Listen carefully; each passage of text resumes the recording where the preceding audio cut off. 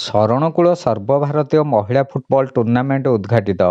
ନୟାଗଡ଼ ଜିଲ୍ଲା ଶରଣକୂଳ ନାରାୟଣ ଉଚ୍ଚ ବିଦ୍ୟାଳୟ ଖେଳ ପଡ଼ିଆରେ ଅନୁଷ୍ଠିତ ଶରଣକୂଳ ସ୍ପୋର୍ଟସ ଆସୋସିଏସନ ଦ୍ୱାରା ଆୟୋଜିତ ସର୍ବଭାରତୀୟ ମହିଳା ଫୁଟବଲ ଟୁର୍ଣ୍ଣାମେଣ୍ଟକୁ ଗୁରୁବାର ଦିନ ଓଡ଼ିଶାର ମାନ୍ୟବର ବାଚସ୍ପତି ଶ୍ରୀମତୀ ସୁରମା ପାଢ଼ୀ ଯୋଗଦେଇ ଅପରାହ୍ନ 2:30 ସମୟରେ ଲଡ଼ୁବାବାଙ୍କ ଦର୍ଶନ ପରେ ଆଶୀର୍ବାଦ ନେଇ ବାବାଙ୍କ ଆଜ୍ଞାମାଳ ଓ ମଶାଲ ଧରି ଅନୁଷ୍ଠାନ କର୍ମକର୍ତ୍ତାଙ୍କ ସହିତ ଶୋଭାଯାତ୍ରାରେ ବାହାରି ମଞ୍ଚରେ ସ୍ଥାପନ କରିବା ପରେ ପ୍ରଦୀପ ପ୍ରଜ୍ୱଳନ ପୂର୍ବକ ନାରିକେଳ ଭାଙ୍ଗିବା ପରେ ପୂର୍ବତନ ପ୍ରଧାନମନ୍ତ୍ରୀ ଅଟଳ ବିହାରୀ ବାଜପେୟୀଙ୍କ ଫଟୋଚିତ୍ରରେ ପୁଷ୍ପମାଲ ଅର୍ପଣ ସହ ଅନୁଷ୍ଠାନର କ୍ରୀଡ଼ା ପତାକାକୁ ଉତ୍ତୋଳନ କରି ଶୁଭ ଉଦ୍ଘାଟନ କରିଥିଲେ।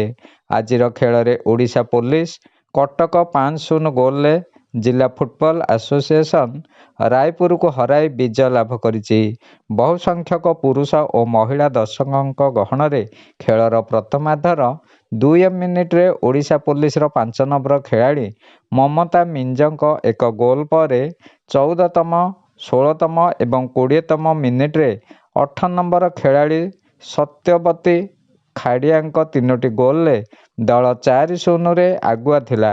ଖେଳର ଦ୍ୱିତୀୟାର୍ଦ୍ଧରେ ରାୟପୁର ଦଳ ପ୍ରତି ଆକ୍ରମଣାତ୍ମକ ଖେଳିଥିଲେ ମଧ୍ୟ ଓଡ଼ିଶା ପୋଲିସ ଦଳ ଚମତ୍କାର ଖେଳ ଖେଳି 16ତମ ମିନିଟରେ ଦଳର 14 ନମ୍ବର ଖେଳାଳି ମାଳତୀ ମୁଣ୍ଡାଙ୍କ ଆଉ ଏକ ଗୋଲରେ ଦଳ 5-0 ଗୋଲରେ ବୃହତ ବିଜୟ ହାସଲ କରିଥିଲା। ସମ୍ପାଦକ ଭବାନୀ ଶଙ୍କର ମହାପାତ୍ର ସ୍ୱାଗତ ଭାଷଣ ପ୍ରଦାନ କରିଥିଲେ।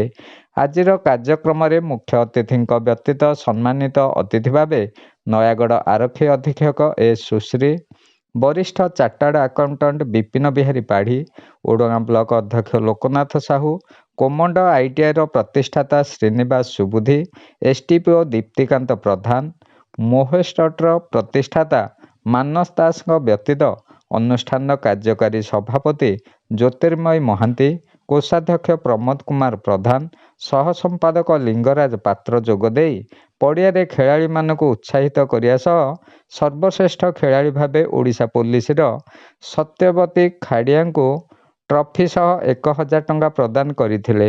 ମୁଖ୍ୟ ରେଫରୀ ଭାବେ ଜାତୀୟ ରେଫରୀ ରୀନା ତିର୍କୀ, ଲାଇନରେ ରାଉରକେଲାର ବାଲମତୀ ଓରାମ ଓ ବାଲେଶ୍ୱରର ସୀତା ମାରାଣ୍ଡି ଏବଂ ଚତୁର୍ଥ ରେଫରୀ ଭାବେ ଭୁବନେଶ୍ୱରର ଭାରତୀ ମହାନ୍ତି ଖେଳକୁ ପରିଚାଳନା କରିଥିଲେ। AIFFର ମ୍ୟାଚ୍ କମିଶନର ଦୁର୍ଗାଚରଣ ନାୟକ ଏବଂ ଓଡ଼ିଶା ଫୁଟବଲ ଆସୋସିଏସନର ଚୟନକର୍ତ୍ତା ଚିତ୍ରସେନ ପାତ୍ର ଯୋଗ ଦେଇଥିଲେ। ସ୍ୱାମୀ ବିବେକାନନ୍ଦ ଶିକ୍ଷା କେନ୍ଦ୍ରର କୁନି କୁନି ପିଲାମାନେ ଖେଳାଳିମାନଙ୍କୁ ପଡ଼ିଆରେ ମଧ୍ୟକୁ ସ୍ୱାଗତ କରିବା ସହ ସୁନ୍ଦର ଭାବେ ମନୋରଞ୍ଜନ ଭିତ୍ତିକ କାର୍ଯ୍ୟକ୍ରମ ପ୍ରଦର୍ଶନ କରି ଦର୍ଶକମାନଙ୍କ ମନ ମୋହିଥିଲେ। ଉଦ୍ଘୋଷକ ଭାବରେ ଡକ୍ଟର ଆଶୁତୋଷ ମିଶ୍ର ଓ ଶେଖ ଅବଦୁଲ ଖାଲିକ ସୁନ୍ଦର ଭାବେ ଖେଳର ଧାରା ବିବରଣୀ ପ୍ରଦାନ କରିଥିଲେ। କାର୍ଯ୍ୟକ୍ରମକୁ ଅନୁଷ୍ଠାନର ମୁଖ୍ୟ ସଂଯୋଜକ ବିକାଶ ଜ୍ୟୋତି ଦୋରା ପରିଚାଳନା କରିଥିଲେ। ଶୁକ୍ରବାର ଖେଳ ସ୍ପୋର୍ଟସ ହଷ୍ଟେଲ, ସୁନ୍ଦରଗଡ଼ ବନାମ ତାରିଣୀ ଫୁଟବଲ ଏକାଡେମୀ, କେନ୍ଦୁଝର ମଧ୍ୟରେ ଅନୁଷ୍ଠିତ ହେବ ବୋଲି ସାଧାରଣ ସମ୍ପାଦକ ଭବାନୀ ଶଙ୍କର ମହାପାତ୍ର ସୂଚନା ଦେଇଛନ୍ତି। ଓଡ଼ଗାଁରୁ ଦୀନବନ୍ଧୁ ମହାପାତ୍ରଙ୍କ ରିପୋର୍ଟ, ଖଣ୍ଡପଡ଼ା ବାର୍ତ୍ତା।